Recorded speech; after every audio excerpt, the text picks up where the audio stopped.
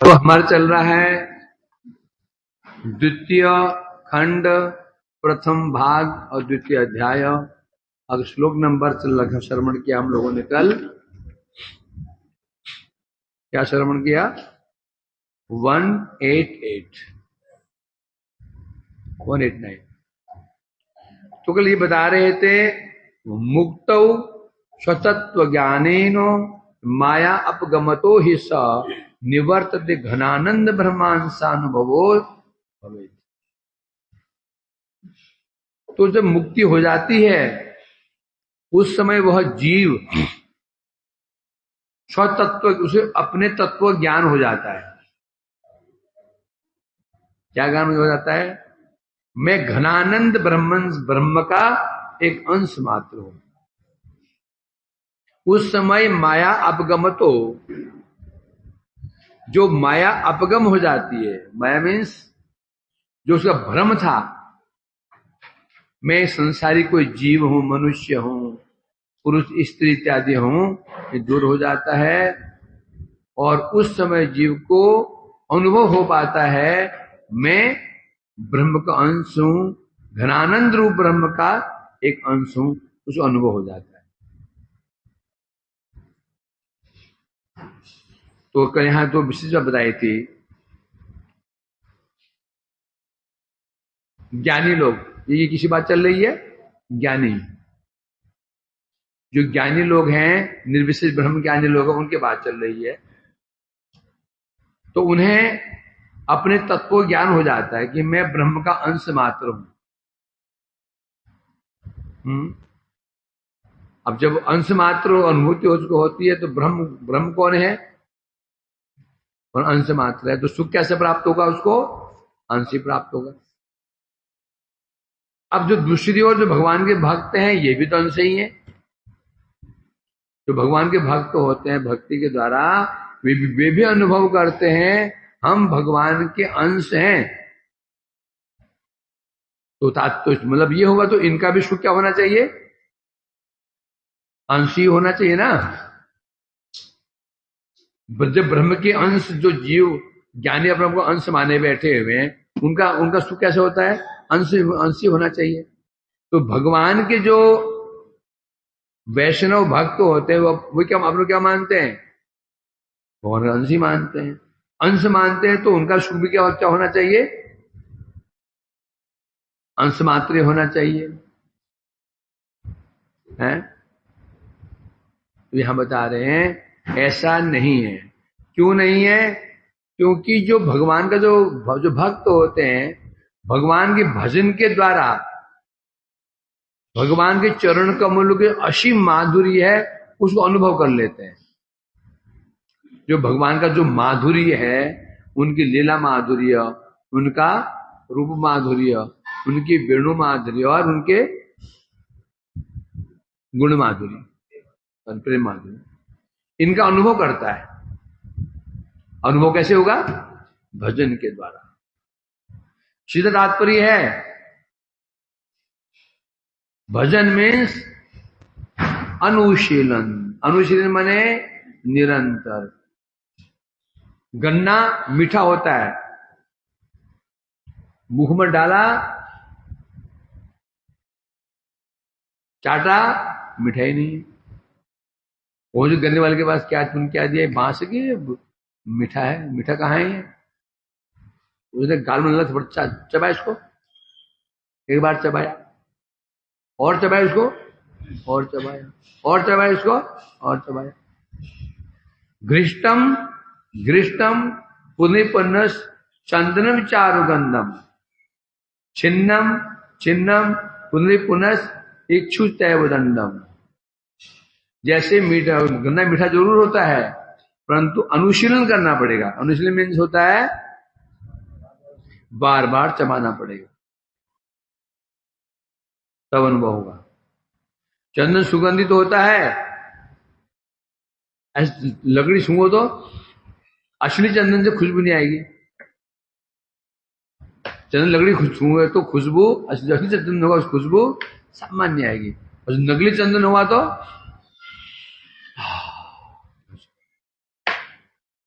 लकड़ी चंदन लेने के लिए गया, यदि सूंकर चंदन लेगा तो समझो वो ठग गया।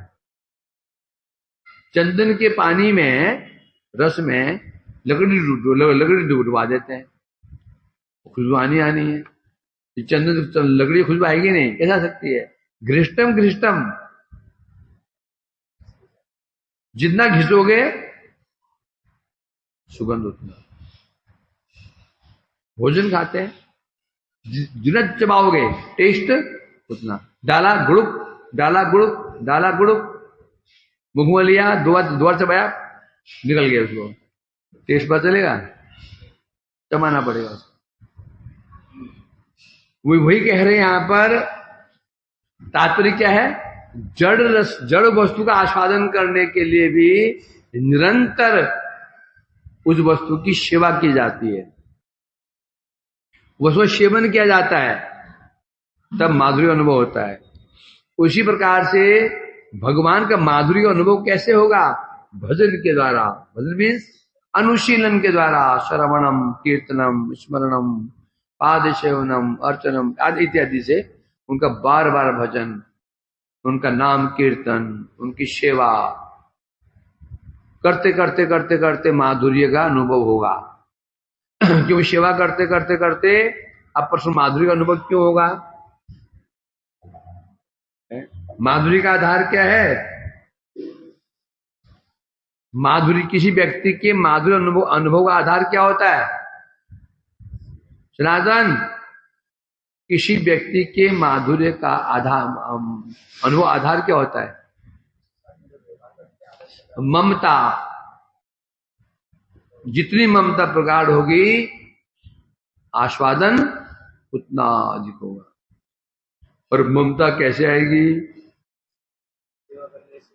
ममता आएगी अनुशीलन के द्वारा। अनुमान निरंतर सेवा करते करते करते करते, जब सेवा करते करते करते ममता आ जाती है। तो ममता आ जाती है, फिर उसका व्यक्ति वही होता है।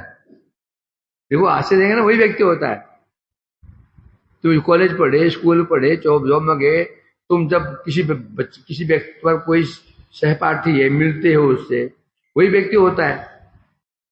हाय हाय हेलो हो जाती है, बस तुम अपना रास्ते। जू तुम एक दिन स्कूल गए, 2 दिन गए, 3 दिन गए, 4 दिन गए, तुमने अपना टिफिन खिलाया, उसे अपना टिफिन खिलाया, दाते पड़ते गए नहाती।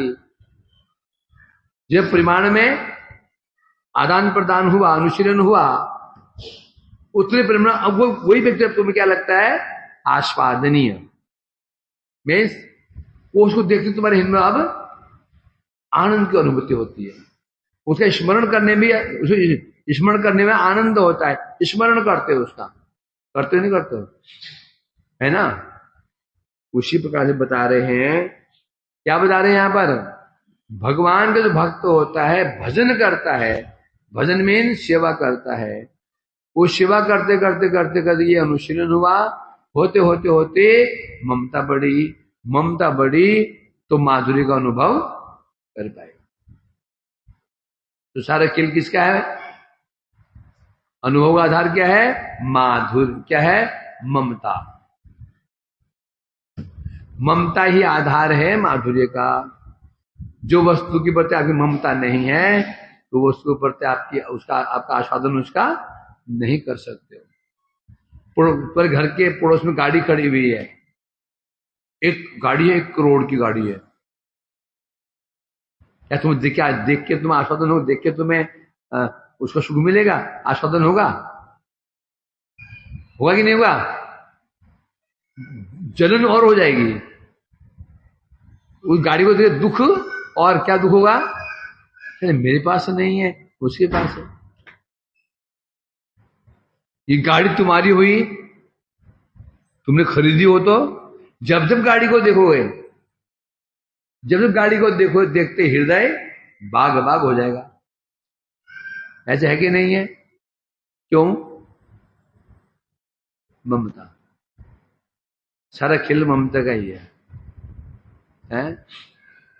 इसलिए कह रहे हैं भजन के माध्यम से जो भगवान के भक्त होते हैं, भगवान के चरण कमल का माधुर्य।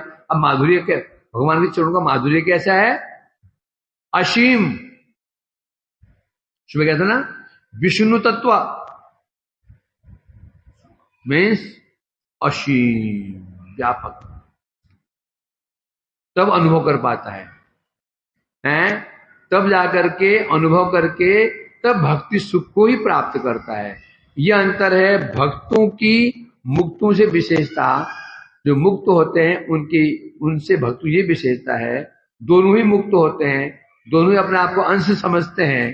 ज्ञानी में अंश समझता है और भक्त में अंश समझता है, परंतु भक्त अंश समझ करके अब धर्म का पालन पालन करता है। अंश अपने अंशी जो भगवान है उनकी सेवा में अनुरक्त हो जाता है।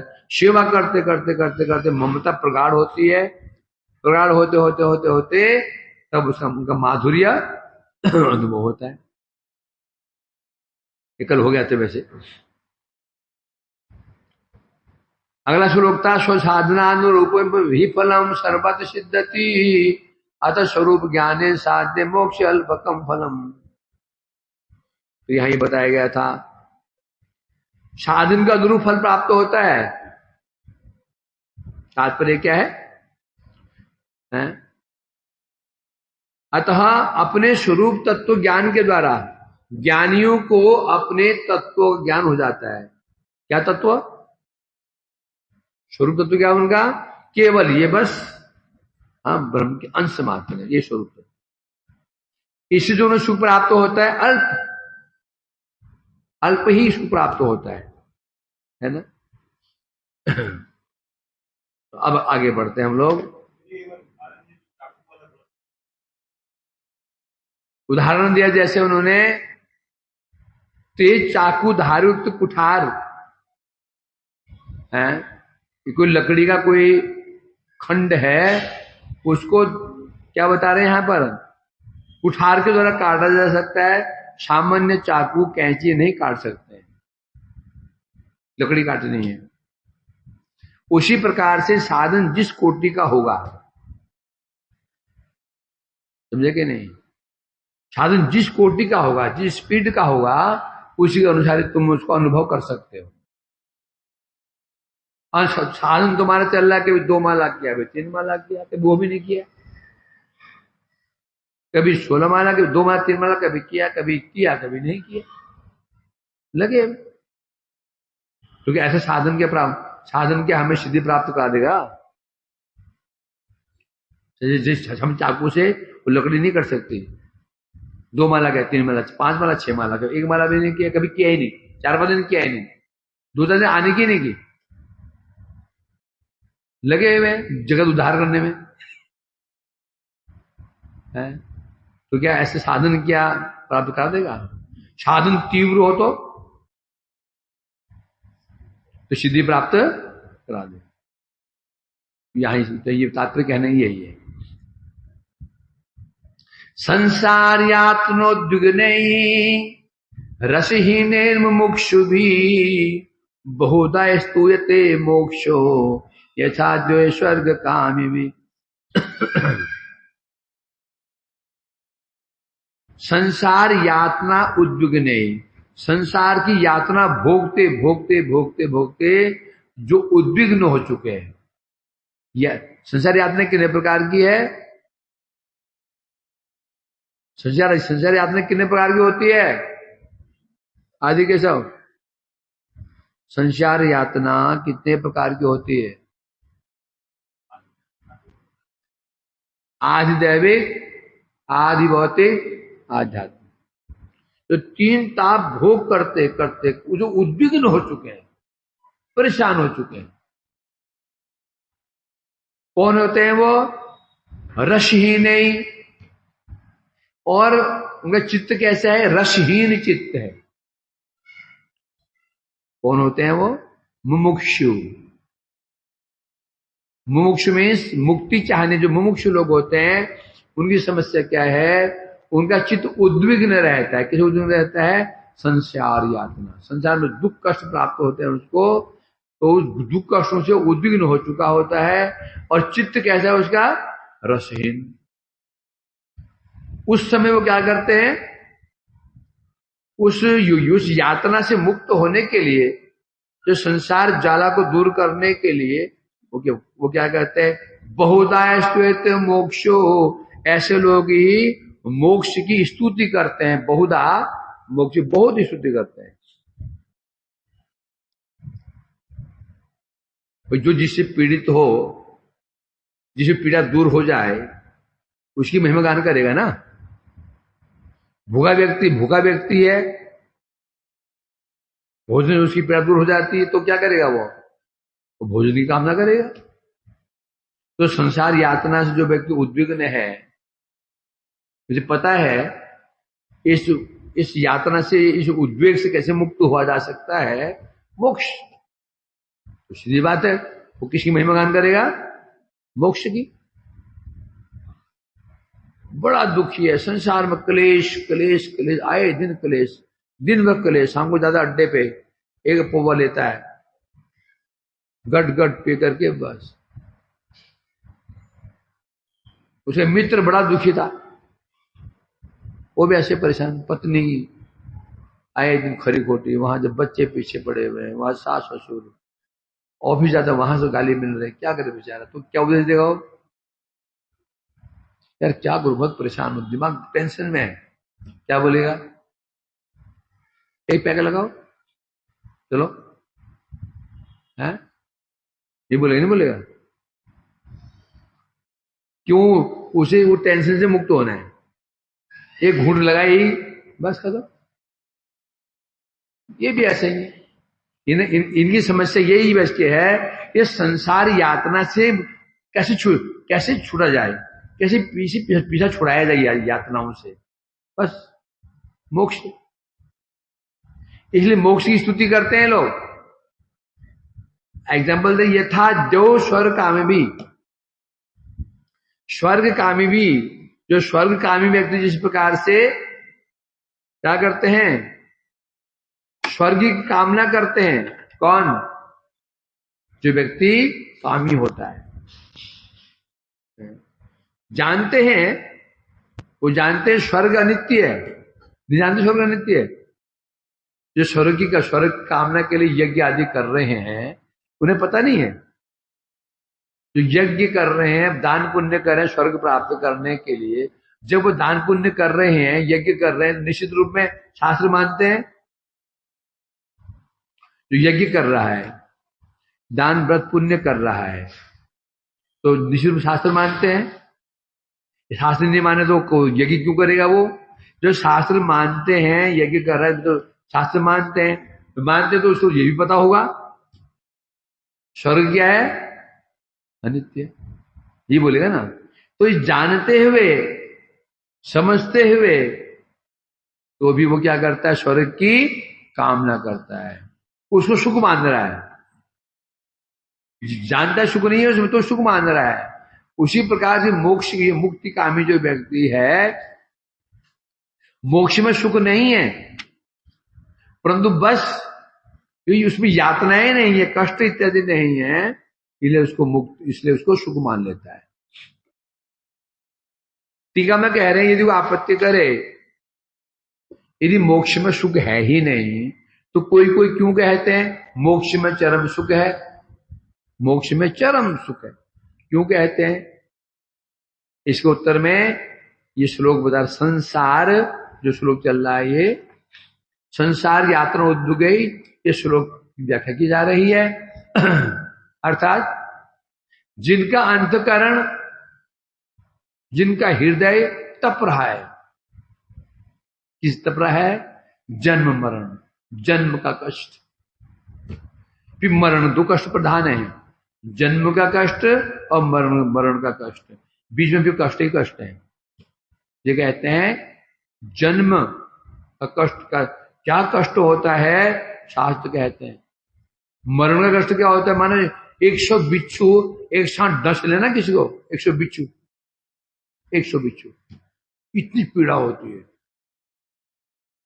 और जन्म का कष्ट भी कम नहीं है, ये भयंकर कष्ट है। जन्म के जो बच्चों को कष्ट होता है, बच्चे कई बार तो बच्चे मर ही जाते हैं,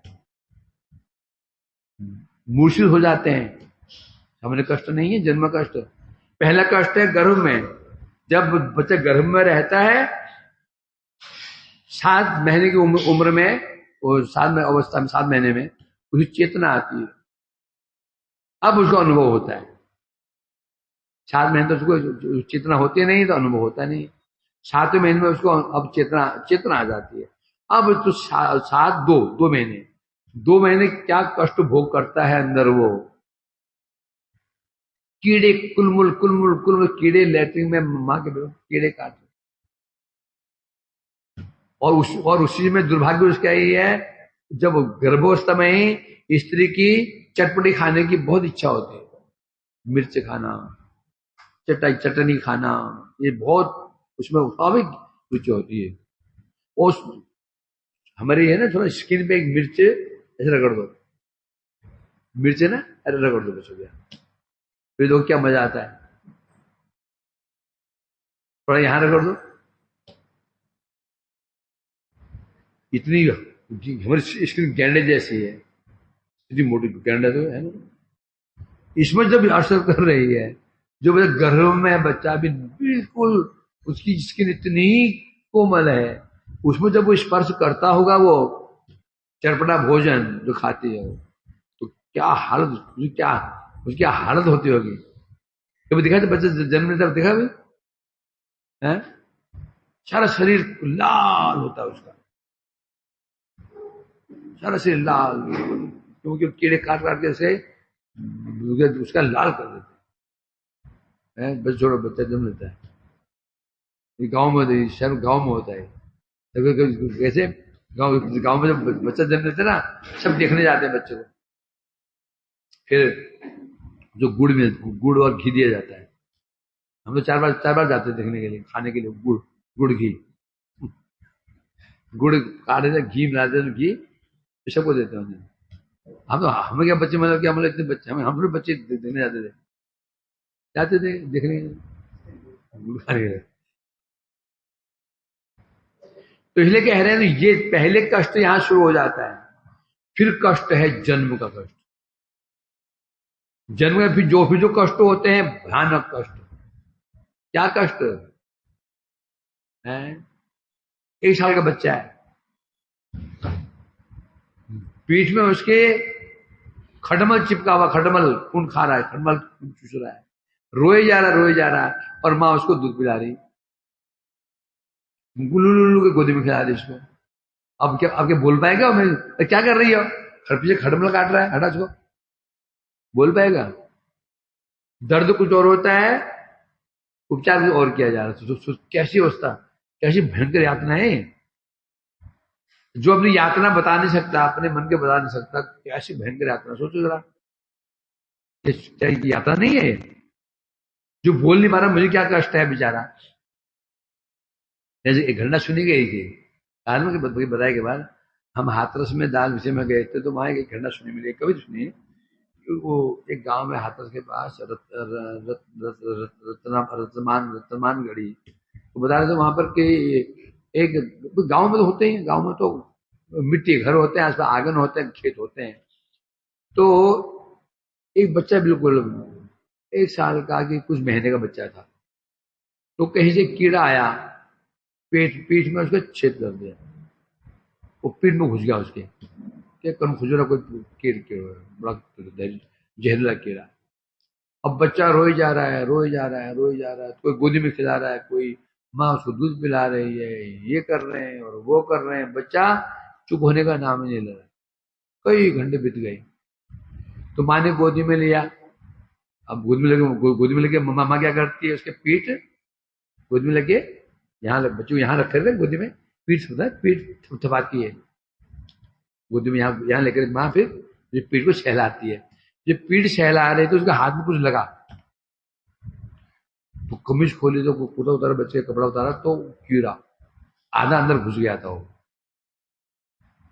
डॉक्टर के पास ले गए, doctor, it is not more, sorry, no more, बच्चा मर गया। अब सोचो क्या स्थिति, क्या ये कष्ट नहीं है? फिर ये कष्ट है, फिर उसके बाद फिर कष्ट ही कष्ट है, पढ़ाई का कष्ट है, फिर याद करने का कष्ट, क्वेश्चन मार्क, क्वेश्चन इत्यादि, फिर नौकरी का कष्ट, फिर शादी का कष्ट, बच्चे पालने का कष्ट, और भयंकर कष्ट फिर मरने का कष्ट। ये उद्वेग है।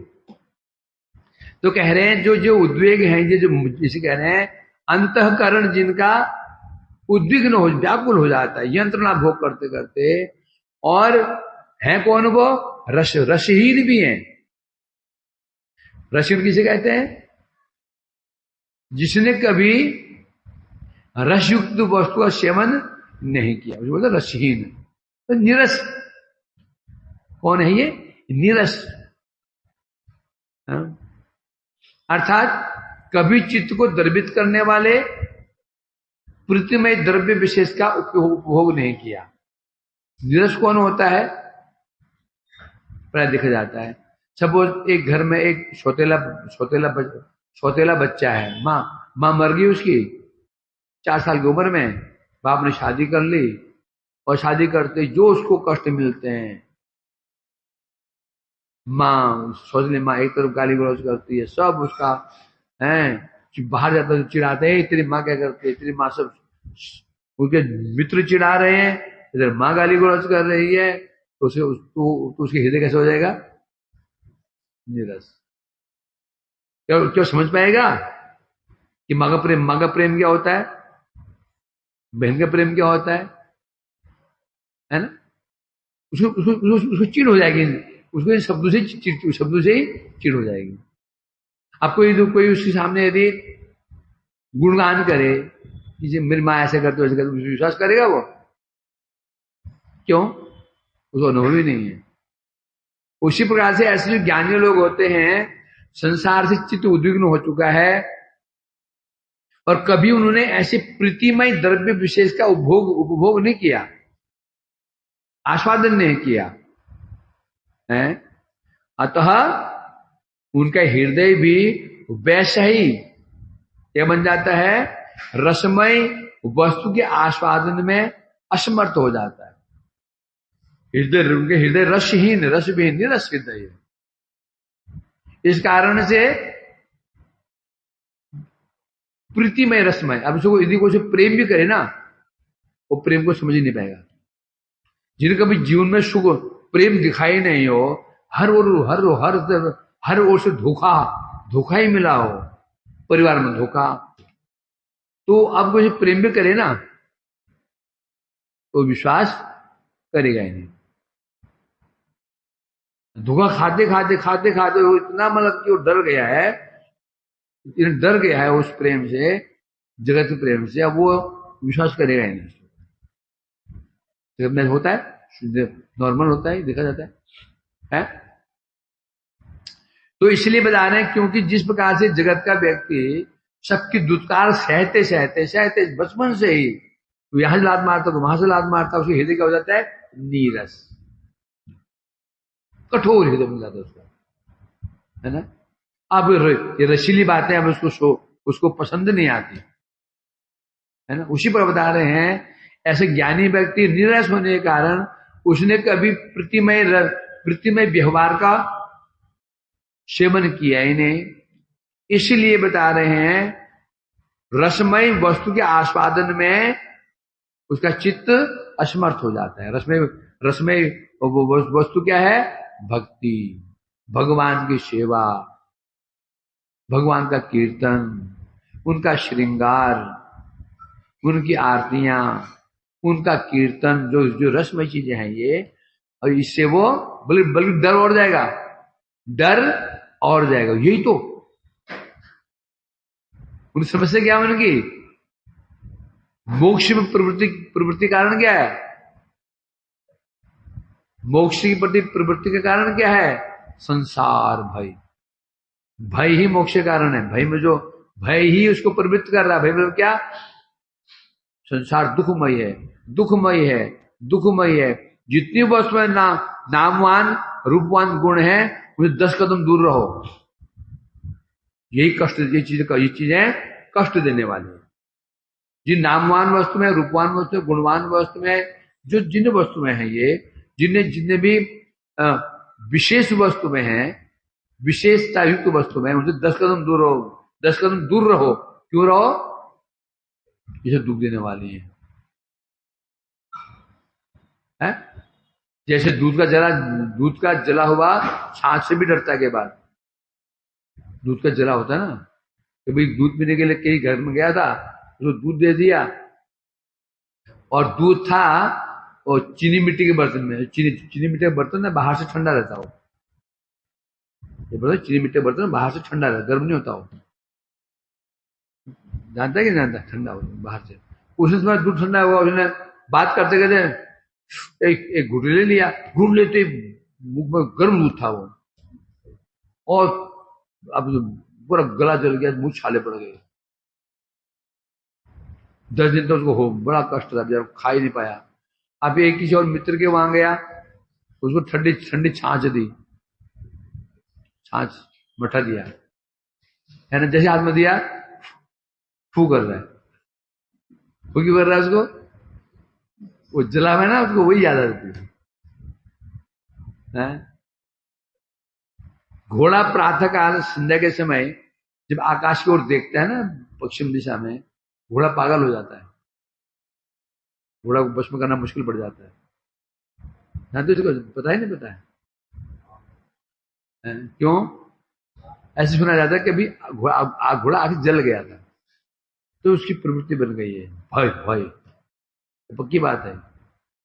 घोड़े प्रातःकाल संध्या के समय पूर्व दिशा में देखेगा, बादल लाल लाल बादल ना, घोड़ा पागल हो जाएगा, घोड़ा बिलक जाता है। वो आग की उसको स्मृति हो जाती है। तो मायावादी इनकी समस्या यही है, वो बेचारे दुख सहते सहते सहते सहते।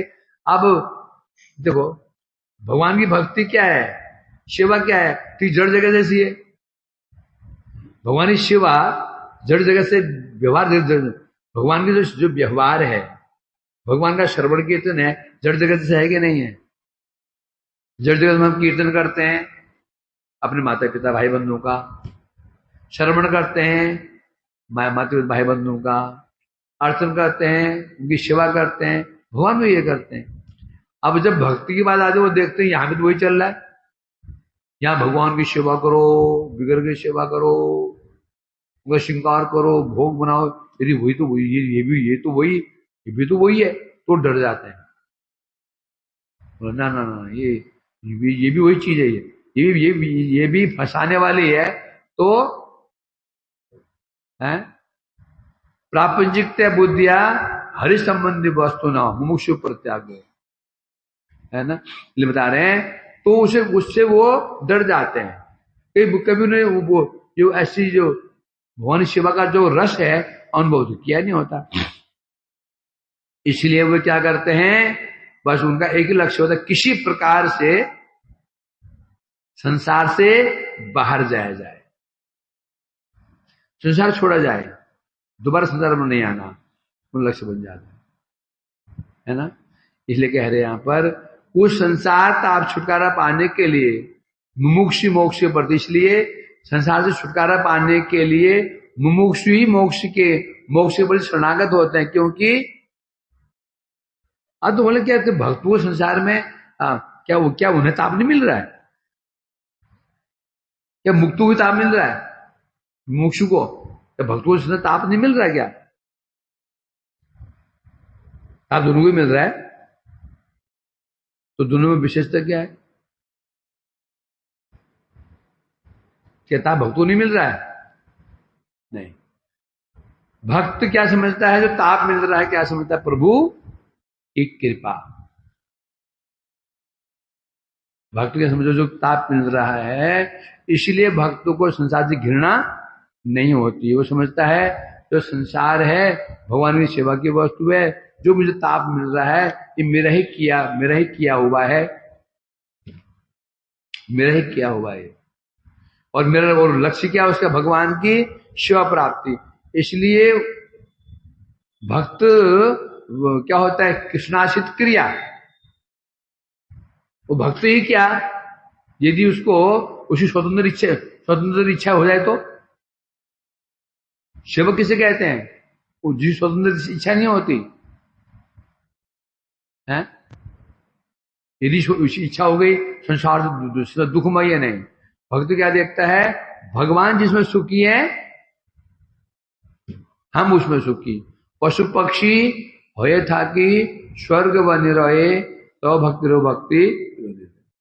जो कष्ट मिलता है सोचता है प्रभु की बड़ी इच्छा है, प्रभु की इच्छा है मैं कष्ट भोग करूं ना, ठीक है, मैं पशु बन जाऊं, ठीक है। इसलिए वे लोग व्याकुल नहीं हो, इसलिए कैसे कह रहे हैं यहां पर। इसीलिए तो मोक्ष को श्रेष्ठ कौन मानते हैं? मुमुक्षु ही मानते हैं? और मोक्ष को मोक्ष सुख को क्या मान लेते हैं? चरम प्रकाष्ठा। ज्ञानी लोग मोक्ष को क्या मान लेते हैं? चरम प्रकाष्ठा, बस श्रेष्ठ वस्तु है ही नहीं, ऐसे स्तुति करते हैं। किंतु विचार करेंगे, ये तो वो मान रहे ना, उनके मानने से क्या होता है? अब विचार कौन करेगा? विचारक कौन होता है? जज। जज विचारक होता है, और जज होता है जज जो होता है वो तटस्थ होता है। तटस्थ होकर विचार करेंगे तो देखेंगे मोक्ष में सुख है ही नहीं है। बस मोक्ष में यही समस्या है, बस यही है, उसमें यातनाएं नहीं है, संसारिक यातनाएं, जन्म मरण की यातनाएं, ये तो नहीं है इसमें, इतना ही है बस। सुख भी नहीं है, दुख का अभाव ही सुख नहीं हो सकता, दुख का अभाव ही सुख नहीं हो सकता। दुख का अभाव अलग चीज है, सुख प्राप्ति अलग चीज है। दुख का अभाव ही सुख हो जाता है तो जगत में कई व्यक्ति हैं जो दुख से मुक्त है कि नहीं है? दुख क्या है? धन नहीं है। धन मिल गया तो सुख मिल जाना चाहिए। पुत्र मिल गया, दुख क्या था? पुत्र नहीं है, अभाव पूरा हो गया, पुत्र हो गया तो सुख मिल जाना चाहिए। तो दुख का अभाव अलग चीज है, सुख अलग चीज है।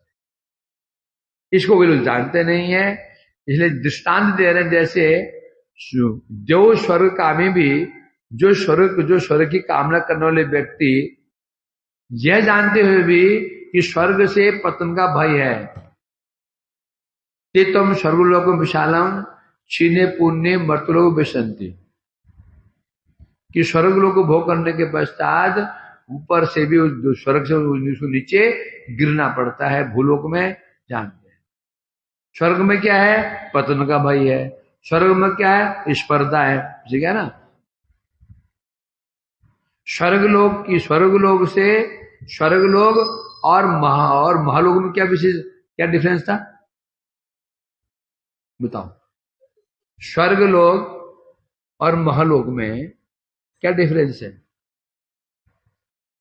बोलो? स्वर्गलोक में स्पर्धा है, कष्ट है, द्वेष है, महालोक में स्पर्धा नहीं, कामना नहीं। इसलिए कह रहे हैं स्वर्ग में क्या विशेषता है? पतन का भय, स्पर्धा, एक दूसरे से स्पर्धा और क्षय।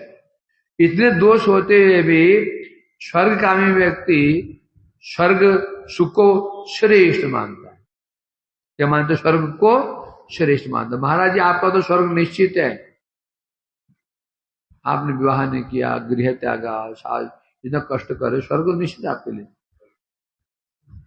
है।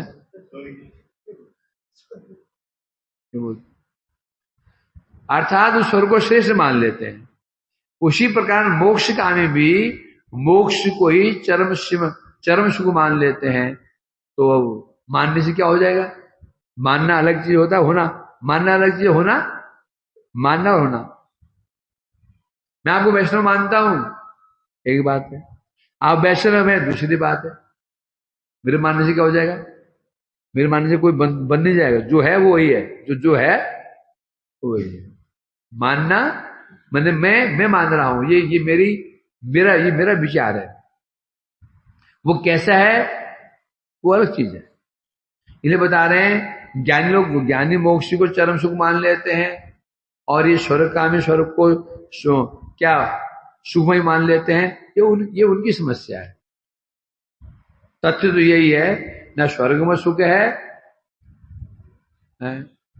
तुल्या तुल्याम लवेनापि न स्वर्गम न पुनर्भवम भगवत संगे संगस्य मर्तनाम की मुताशिष ब्रह्मानंद भवे देश चेत प्रार्थ गुणिकित न्यति भक्ति सुखाम बोधे प्रमाणो तुलाम अपि कैवल्यम नरकायते त्रिदस्पुर आकाश पुष्पायते। कितने श्लोक भरे हुए।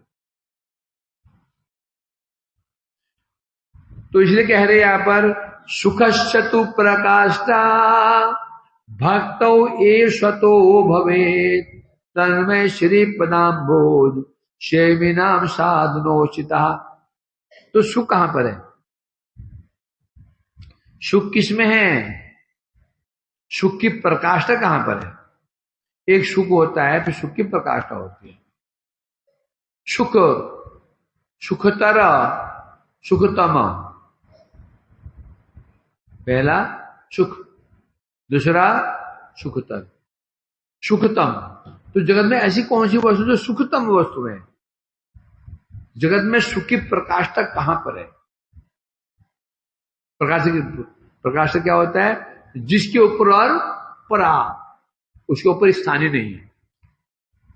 जैसे ये हमारा आश्रम है, इसके छत इसकी पराकाष्ठा है, बस छत के ऊपर भी आकाश ही है, बस छत के ऊपर क्या है? फिर कुछ नहीं है।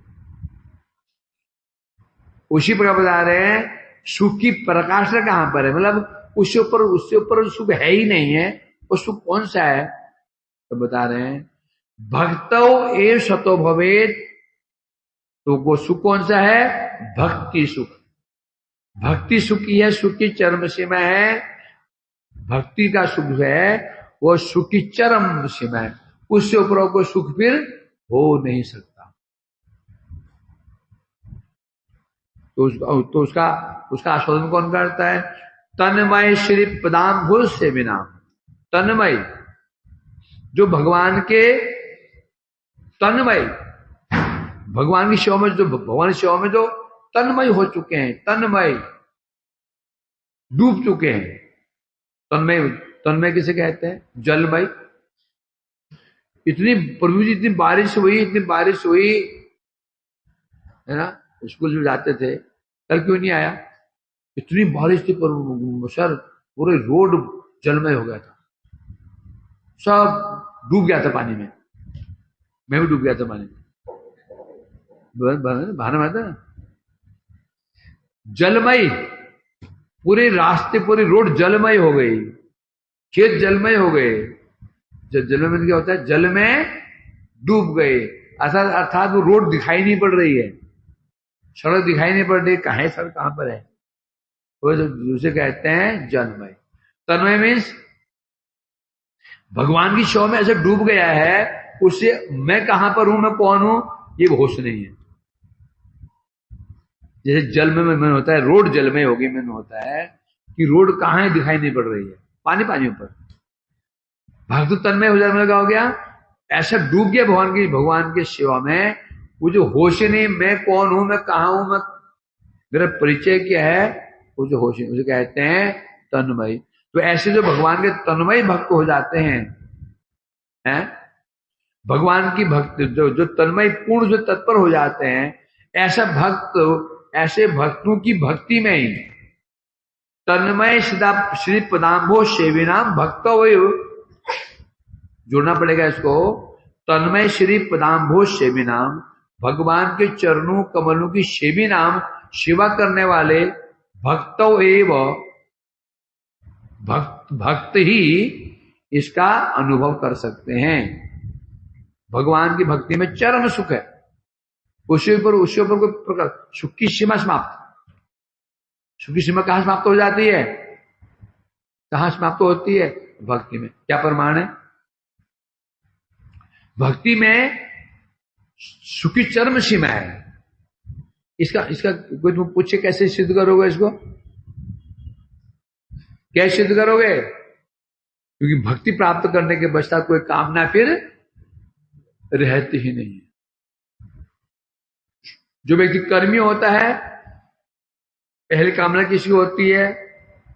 नौकरी मिल जाए, अच्छी पत्नी मिल जाए, पुत्र मिल जाए, मां समान मिल जाए, उसके ऊपर स्वर्ग का राजा बन जाऊं, देवता बन जाऊं, ब्रह्मा बन जाऊं,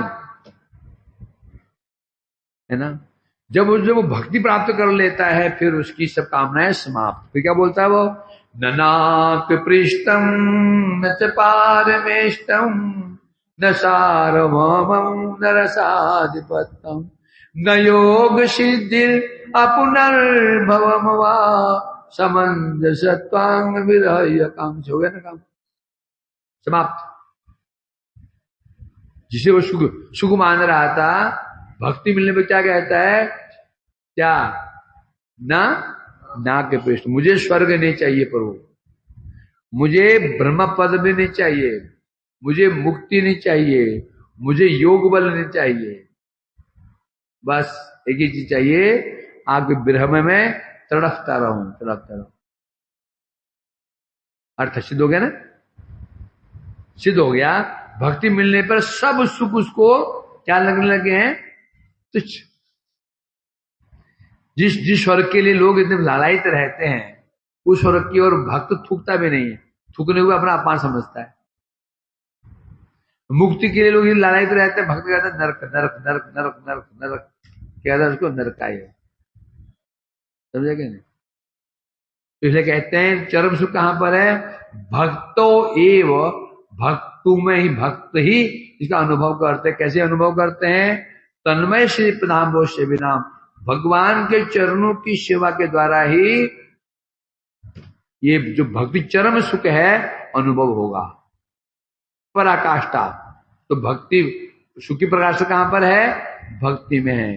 क्या प्रमाण है, जो भक्त बन जाता है वो क्या, वो समस्त कामनाएं उसकी समाप्त हो जाती है। इसका मतलब क्या हुआ, इसका मतलब क्या हुआ, जो कहते मुझे स्वर्ग नहीं चाहिए, मुझे धन नहीं चाहिए, मुझे सम्मान नहीं चाहिए, मुझे कुछ नहीं चाहिए, क्यों, अर्थात उसको सब सब सब सुख वहां पर मिल रहा है ना।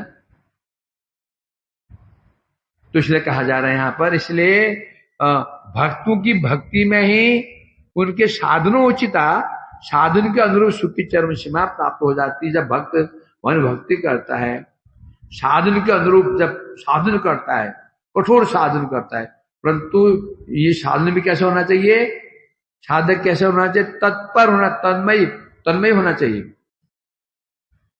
भगवान को छोड़ दो ना, इस जगत में भी यदि आप जूस पी रहे हो, कोई आप अच्छा टेस्टी लस्सी पी रहे हो ब्रजवासी की, यदि आप तन्मय नहीं होगे तो आस्वादन नहीं होगा। लस्सी पी जा रहे हो, यार हॉस्पिटल जाना है, बच्चा मरने वाला है, एक घूंट लिया, फिर सोच रहे हैं अब यहां से वहां करना है, उसने पैसे मार लिए थे, उसको छोड़ूंगा नहीं मैं, एक घूंट लिया, उसने तो ये, उसको तो दिखाता हूं मैं, क्या आस्वादन होगा, राधा मोहन होगा, हैं, होगा कि नहीं होगा, कब होगा, कहीं मरने की लस्सी में, वाह क्या लस्सी, पूरा जब लस्सी में डूब जाएगा तब उसका आस्वादन होगा। जड़ी आस्वादन करने के लिए भी तन्मय होना आवश्यक। चाहे व्यक्ति का संग करें तो तन्मय होगा, स्थान का संग करें तन्मय होगा, मोबाइल तब आस्वादन होगा तन्मय। कौन बगल में कौन बैठा है, कौन नहीं बैठा है, कोई है धोती उतार के लेके चला गया, कोई चुटिया काट चला गया, डूबे मोबाइल में, तन्मय है, पता ही नहीं मोबाइल में कौन चलाएगा कौन नहीं होगा, इसे कहते हैं तन्मयता। तभी मोबाइल का आनंद आएगा।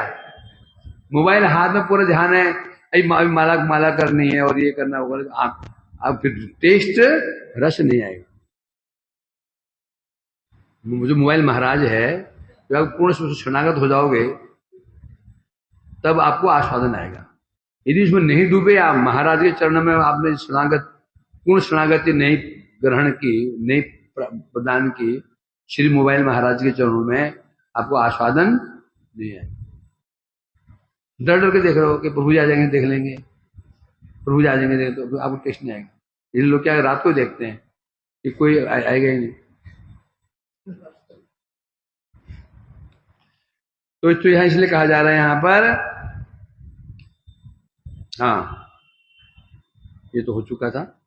टीका में कह रहे हैं भगवान की भक्ति द्वारा अनायास साधन के अनुरूप सुख की चरम से प्राप्त होती है। हाँ जो अब सुख की सीमा कहां पर है, सुख कहां पर है? सुख ना तो सुख कर्म में है, न ज्ञान में है, ना ये सुख कहाँ है? भक्ति में सुख है। सुख तो केवल भक्ति में ही है? इसलिए कह रहे हैं भक्ति अनायास ही। अब सुख भी कैसे प्राप्त होगा? साधन के अनुरूप। जैसे साधन करोगे सुख वैसे ही मिलेगा। चीनी खाओगे तो मिठास तो लगेगी, चीनी के अनुरूप। मिश्री खाओगे तो मिश्री अनुरूप, गुड़ खाओगे तो गुड़ के अनुरूप, फिर खाओगे बूंदी उसके अनुरूप, बूंदी के लड्डू, बेसन के लड्डू, फिर क्या बना? मोतीचूर के लड्डू, मोतीचूर के लड्डू, फिर जिलेबी राउंड राउंड, बालूशाही, जैसे तुम खाए जा रहे हो उसे अनुरूप। अब भी तो मिली रस मलाई, नरम नरम रस मलाई, पीले पीले रंग की, वो जो आस्वादन होगा, है कि नहीं? उसके आगे जलेबी को भूल जाओगे, बूंदी को भूल जाओगे, है ना? इसलिए कह रहे हैं यहां पर भगवान की भक्ति अनायास ही। तो सुख कैसे मिलेगा? साधन के अनुरूप, साधन के अनुरूप सुख। इसे बताने के लिए सुखस्थ प्रकाशता श्लोक कह रहे हैं भगवान के चरण कमलों की सेवा तत्परता के द्वारा। सब विशेष शब्द क्या है यहाँ पर? सब तन्मय शब्द है यहाँ पर। भगवान तुम्हारे सामने है, तुम भगवान के सामने हो।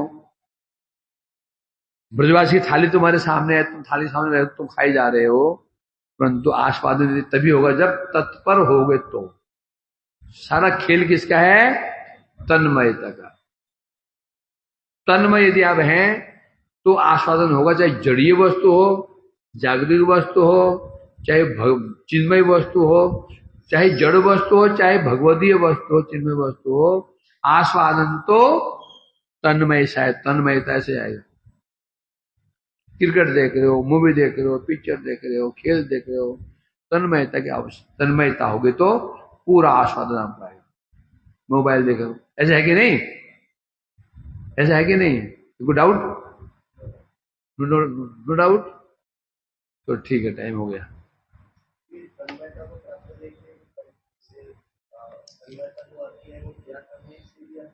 अनुशीलन करना चाहते, बार बार बार बार बार बार बार बार क्या करने, बार बार बार। अरे बहुत तन्मयता कैसे आएगी? बार बार उसका अनुशीलन करने तन्मयता आती है। बार बार सुनोगे, ध्यान तो विश्राम पूछ ये वस्तु बार बार श्रवण करते बार बार उसके गुणों की महिमा, उसकी ये महिमा सुनते सुनते, स्मरण करते करते करते करते आदमी डूब जाता है। वही भगवान के श्रवण करते, कीर्तन करते, स्मरण करते, तन्मयता आ जाएगी। ध्याय तो विषयान है ना। बोलो, अरे बोलो क्या?